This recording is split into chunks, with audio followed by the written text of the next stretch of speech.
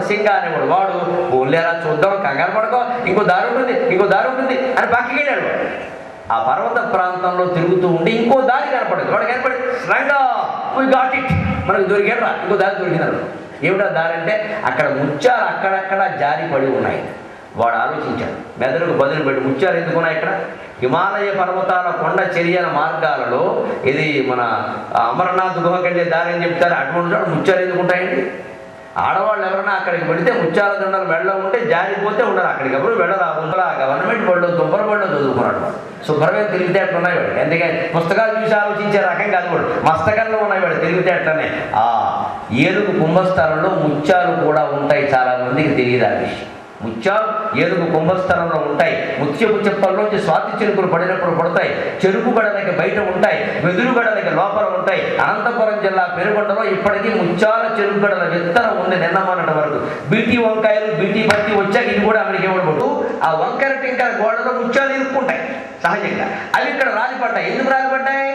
ఆ మంచు కారణంగానే. గమనించండి, పైన మంచు కురవడం వల్ల నెత్తురు మార్గలు జరిగిపోయాయని బాధపడుతున్నాడు. కానీ ఆ మంచు ఏ సింహం కానీ గోడలో దూరి ఆ నీళ్లు పడితే లోపల ఉన్న ముత్యాలు వదులవుతాయి, బయటకు వస్తాయి. మనం తూముల్లో ఏదైనా వస్తువు ఇరుక్కుపోయింది అనుకోండి, గట్టిగా నీళ్లు పోస్తాం ఫోర్స్గా, వెంటనే వస్తువు బయటకు వస్తుంది.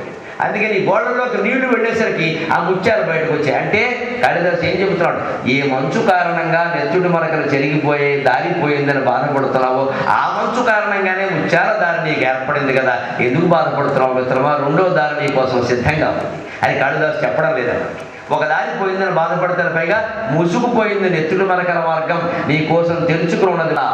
ఒక ప్రేమలో విఫలమయ్యాము. నువ్వు అనుకున్న అబ్బాయి ఎవరో నేను ప్రేమించాలి, నువ్వు కూడా పడ్డావు, ఆశించావు, వాడు ప్రేమించాలి. వెంటనే ఏమనుకోవాలి? మనకి శ్రీరామచంద్రమూర్తి రాసిపెట్టి ఉన్నాడు, అందుకే ఈ రావణాసుడు తప్పాడు అనుకో. వాడు లేకపోతే నా జీవితమే లేదు, నేను చీరింగి వేనాయ విద్మహే చున్ని గంటాయ జిమ్మకి తను మృత్యు ప్రచోదయాత్ అని చచ్చిపోకూడదు. ఆ వెధవ పోతే ఇంకో వెధవ, ఎలాగో వెధవే, తీసేది ముందు వేరే ఎవడో వెధవ. అన్ని సమస్యలు తీరుస్తాడు కదా, మగాడిని పెళ్లి చేసుకుంటారమ్మా, వాడే పెద్ద సమస్య అవుతాడు. అయ్యా చదువులో విఫలమైన, ఉద్యోగంలో విఫలమైన, సంపాదనలో విఫలమైన, లక్ష్యంలో విఫలమైన యువతరం ఏ ఒక్క యువకుడు జారిపోయినా నా గుండె జారిపోయినట్టు బాధపడతానమ్మా. ఒక దైవభక్తి, దేశభక్తి ఉన్న మనిషిగా ప్రతి యువకుడు, ప్రతి యువతి ఈ దేశానికి చాలా అవసరం, చాలా అవసరం. మీరు కోట్లు పెట్టుబడి పెట్టినా మీరు ఇవాళ అదృష్టం. మన దేశ జనాభాలో 120 కోట్లలో 40% యువతరం ఉన్నారని. 40%. ఈ యువతరంలో ఆత్మవిశ్వాసాన్ని, పరమాత్మ విశ్వాసాన్ని నింపడం కోసమే భగవంతుడు నాకు ఈ గొంతు ఇచ్చాడు, భగవంతుడు నాకు ఈ పద్యాలు ఇచ్చాడు, భగవంతుడు నాకు ఈ కవితాశక్తి ఇచ్చాడు. నాకు సంపాదించుకోవడానికి కాదు. ఇవాళ ఆత్మవిశ్వాసం లేని విద్య నడుస్తుంది. అందుకని ఏ చిన్నది చేయడం మీరు తల్లి మందలింపు, పిల్ల ఆత్మహత్య. తల్లి అన్నాక మందలించదండి. తల్లిదండ్రులు అనకపోతే ఎవరంటారు మనని? మా నాన్న నన్ను ఎన్నిసార్లు మందలించాడు తెలుసా? మీలాగే డిగ్రీ 2వ సంవత్సరం చదువుతూ ఉంటే ఎక్స్కర్షన్ కడతానన్న విహారయాత్ర. అప్పుడు 400 అడిగా. 75లో 400 మరి ఎక్కువ, ఓ నెలకి ఎక్కువ. మరి 75 నాకేం తెలుసు, అడిగేసా, నా సొమ్ము కాదుగా. నాన్న విహారయాత్ర కడతాం. విహారయాత్ర గాడిది గుడ్డ, గాడిది గుడ్డే 400 కావాలన్నా. నేనేమన్నా కోపం వచ్చింది. ఇవ్వకపోతే ఊరేసుకుంటాం. అది పెద్ద బెదిరి సినిమాను చూసాడు డైలాగ్. ఎలా వేసుకోవాలో తెలియదు, నాకు బెదిరించి ఊరేసుకుంటా. వెంటనే ఎవడో తెలుసా? ఏమేవ్ వీడు ఊరేసుకుంటే ఒక తాడు తెచ్చేమన్నాడు. అయిపోయి భార్య చెప్పాడు, పైగా వేసుకోరా నువ్వు పోతే 6 అన్నాడు. మొత్తం 7 ఎక్కడ తీసేటప్పుడే కదా మైనస్.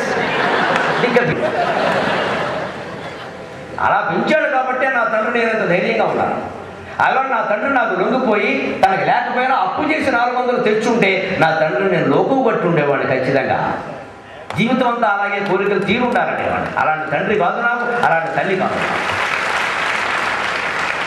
నేను ఆరోగ్యంగా ఆనందంగా ఉండాలని కోరుకునే తల్లి, నేను క్రమశిక్షణతో నీతిగా బతకాలని కోరుకున్న తండ్రి నాకు లభించడం నా అదృష్టం కదా. మీ అందరికీ అలాంటి తల్లిదండ్రులే ఉన్నారు. వాళ్ళు కోపడినా, తిట్టినా, ఎక్కువ వస్తే ఓ దెబ్బేస్తారు. ఏమిటంటే ఈ వయసు వచ్చాక మిమ్మల్ని ఎవరు వేయరు, కాస్త మందలిస్తారు. ఇస్తే అయిపోయి మీరు తల్లులను గమనించండి. మందలించిన తర్వాత అరగంటకి వాళ్ళే పశ్చాత్తాపడతారు. అనవసరంగా అన్నం ఏమిటో వయసులో మన పిల్ల ఏమనుకుంటుందో అది ఏదో రకంగా దగ్గర అవుతారు. అలా దగ్గర కాని తల్లిదండ్రులు భారతదేశంలో ఉండరమ్మా, అమెరికాలో ఉంటే ఉండొచ్చు. ఆ అరగంటలోనే ఉరేసేసుకోవాలా? ఆ మాత్రం కూడా అనకూడదా? అందుకని ప్రతిదానికి రెండో దారి ఉంటుంది. అందుకే ఇక్కడ గమనించండి, నెత్తుడు మరకల మార్గం జరిగిపోయినా ముత్యాల మార్గం ఉంది. ఇంకో మాట, నెత్తుడు మరకల మార్గంలో పెడితే నీకు సింహం దొరుకుతుందని ఖచ్చితంగా చెప్పలేము, సింహానికే నువ్వు దొరకచ్చు. కానీ ముత్యాల మార్గంలో పెడితే సింహం దొరికినా దొరకపోయినా 4 ముత్యాలైనా దొరుకుతాయి కదా. అవి పట్టుకొచ్చి ఇచ్చిన ఆడవాళ్ళు చాలా ఆనందిస్తారు కదా. ఇది పాజిటివ్ థింకింగ్, అనుకూల దృక్పథం. దీనికోసం 3 నెలల సాహిత్యం. చివరిగా ఒక్క మాట చెప్పుకుని మనం సెలవు తీసుకున్నాం. ఇవాళ కంప్యూటర్ యుగం ఇది. చెప్పేవాళ్ళు కూడా కంప్యూటర్లే వాడుతున్నాయి. కిరాణా కొట్లో కూడా కంప్యూటర్లే ఉన్నాయి. ఇటువంటి కంప్యూటర్ దగ్గర మీరు విద్యా విధానంలో మీరు కూర్చున్నప్పుడు కేవలం దాన్ని ఒక యంత్రంగా భావించకండి. మన సంస్కృతిలో ప్రతిదీ దైవమే. దీన్ని మైకు అని మనం మామూలుగా అంటాం. మన తత్వశాస్త్రంలో దీన్ని శబ్ద బ్రహ్మ అంటారని. అంత ప్రాధాన్యం ఉంది గొట్టానికి. దీన్ని ఎప్పుడు గొట్ట. కానీ ఇవేవి లేని రోజుల్లోనే నా తాతతరులు వేదం చదివారు, ఘనపాఠీలు అయ్యారు. వాళ్ళకి ఇవేం లేవు కదండి. వాళ్ళకంటే ఎంత అదృష్టవంతుడు నేను అబుదాన్ని పొగుడుతున్నారే. కొప్పరపు కవులోని 2 ఉన్నారు ఈ దేశంలో, గుంటూరు జిల్లా. కొప్పరపు సుబ్బరాయ శర్మ గారు, కొప్పరపు వెంకటరమణ శర్మ గారిని 2. వాళ్ళు విజయనగరం మహారాజు ఆస్థానంలో ఉండి 45 నిమిషాల పాటు ఆగకుండా పద్యం చెప్పారంట. నాకు 45 minutes కంటిన్యూస్ క్రియేటివిటీ. ఆశు తెలుసా, చెయ్యి చాపారు ఇలాగా. మహారాజా పద్యం ఆగితే చెయ్యి నరికేయి అన్నారు. తలారిని పిలిపించి పక్కన నుంచోబెట్టి కత్తి ఎదురుగా ఉండగా చెయ్యలేబట్టి 45 నిమిషాలు ఆశు చెబితే విజయనగరం మహారాజు పొంగిపోయి కన్నీళ్లతో వాళ్ళకి అభిషేకం చేశాడు. మీలాంటి మహాకవులు పుట్టరని. అటువంటి వాడు పుట్టినండి అది. కానీ వాళ్ళ దురదృష్టం, వాళ్ళ వీడియోలు లేవు, రేడియోలు లేవు, మీడియాలు లేవు. అవి ఎవరు రికార్డు చేయాలి. ఇవాళ ఎవడో అమెరికా వాడు మన గిన్నె ఆ మొత్తం క్యాసెట్ అన్ని పంపిస్తే such record is not available in Guinness అని జవాబు వచ్చిందా. అటువంటి రికార్డు లేదు. ఆ పుస్తకం చూసా, రికార్డు ఇచ్చిన పుస్తకం. చెవులో వెంట్రుకలు పెంచాడు ఎవడో 4 అంగుళాలు. వాడు బొమ్మ వేశాడు.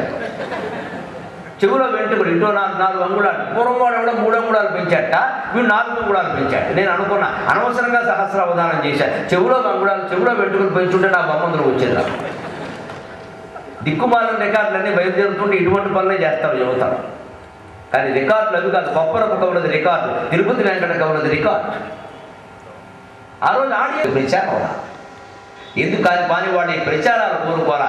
ఈ మైకి యంత్రాన్ని శబ్ద బ్రహ్మగా భావించారు. వాళ్ళ దగ్గర ప్రతి సాధనాన్ని అమ్మవారుగా భావించారు. అలా మీ ముందున్న కంప్యూటర్ని కనకదుర్గాదేవిగా భావించారు.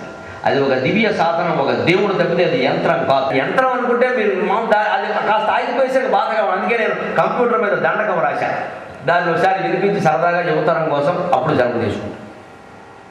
శ్రీమన్ మహాయంత్రరాజ్ఞి త్రిలోకైక పూజ్య త్రినేత్ర విభాజ్య మహేజ్య నిరాజ్య మహాశాస్త్ర విద్య మహాతంత్ర విద్య మహాబుద్ధి సాధ్య అసాధ్య అభేద్య భవత్ సృష్టి ఈ సృష్టి రూపము మార్చన్ స్వరూపము దిర్చన్ భవత్ సృష్టి ఈ సృష్టి రూపము మార్చన్ స్వరూపము దిర్చన్ భవత్ ప్రాభవమున్ భవద్వైభవమున్ భవల్లీలన్ వర్ణనలు చేయ నేనెంత నాదైన భాషా పరిజ్ఞానమే సుంత భవద్వైభవమున్ భవత్ ప్రాభవమున్ భవల్లీలన్ వర్ణనలు చేయ నేనెంత నాదైన భాషా పరిజ్ఞానమే సుంత విశ్వమునంగల్గువే వేల భాషల్ లిపుల్లేని భాషల్ విశేషాల భాషల్ వినూత్నంపు భాషల్ మనుజ్ఞంపు భాషల్ మహాశక్తి ఘోషల్ గదా నీవి విశ్వమునంగల్గువే వేల భాషల్ లిపుల్లేని భాషల్ విశేషాల భాషల్ వినూత్నంపు భాషల్ మనోజ్ఞంపు భాషల్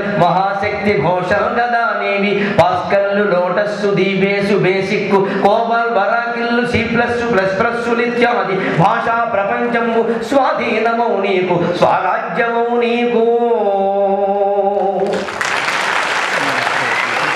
కోబల్ వరాకిల్లు C+++ నిత్యాది భాషా ప్రపంచంబు స్వాధీనమౌ నీకు స్వరాజ్యమౌ నీకు భాషామ తల్లి ప్రయోగాల తల్లి ప్రభావాల వల్లి స్వరూపాన బుల్లి స్వభావాన మల్లి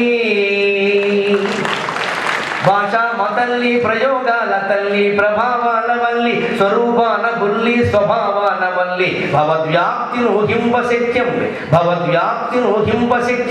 పెండిండ్లలో నీవే పేరంటము నీవే కాలేజీలన్నీవే కాటేజీలన్నీవే పెద్ద హోటళ్లలో పూట కోటిళ్లలో రైలు టిక్కెట్లలో బస్సు ఎక్కట్లలో ఓడనైన విమానమునందైన అణ్వాయుధం వందు ఆఫీసు బయలందున రోదసి యాత్రలో ద్వాదశి పూజలో ఏ కిరాణందు గాణంబులోనైన రోగి హస్తంబునందైన ఎవ్వాని నేత్రమునందైన ఏ చిన్నదో పెద్దదో లావుదో సన్నదో అయిన నీ రూపమే కాన రాధా చలి.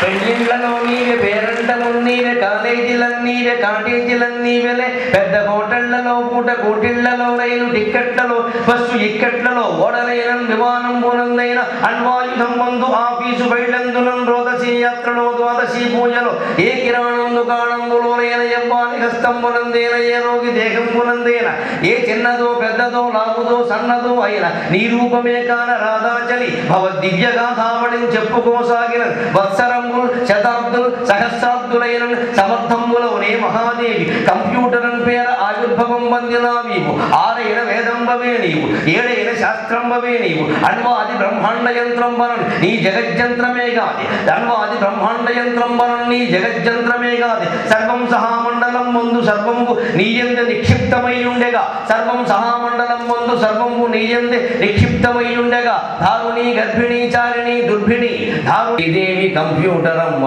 నమస్తే నమస్తే నమస్తే నమః. మా అమ్మ ధన్యురాలు. స్వస్తి.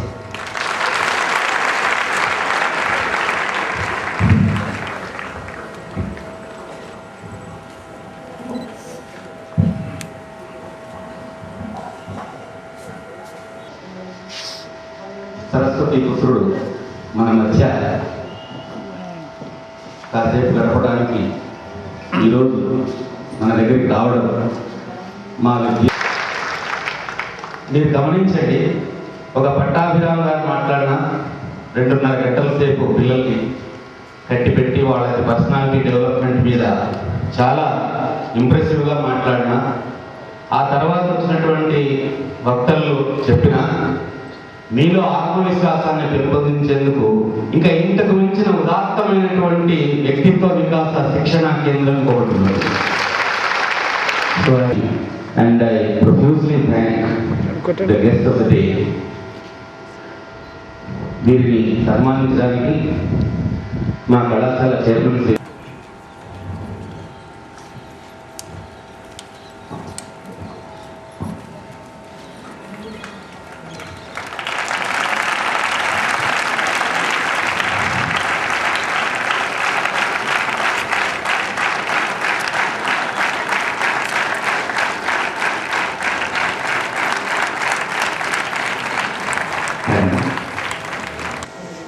మా కళాశాల వైస్ చైర్మన్ శ్రీ జస్మల్ జైన్ గారిని వారు వచ్చినప్పుడు ముందే చెప్పాను, నేను సహకరిస్తూ ఉంటారని. ఆ యువకుల్లో మొదటివాడు మా కిషోర్ గారు, తర్వాత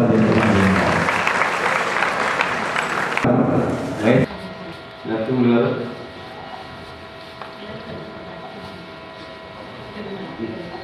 నకాశేష్ రామ్,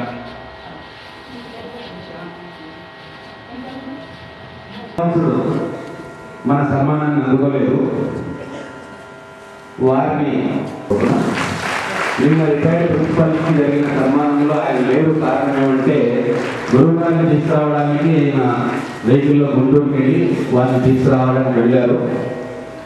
అందుకని ఆయనకి ఈరోజు ప్రత్యేకంగా సన్మానం చేస్తున్నాం.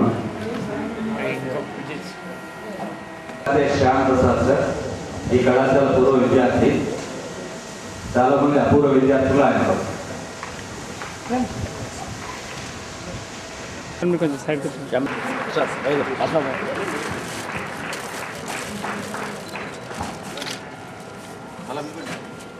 సార్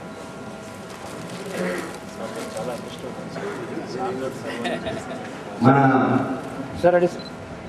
విశ్రాంత ప్రధాన అధ్యాపకుల్ని సన్మానించినారు కాబట్టి మా కళాశాల అధ్యాపక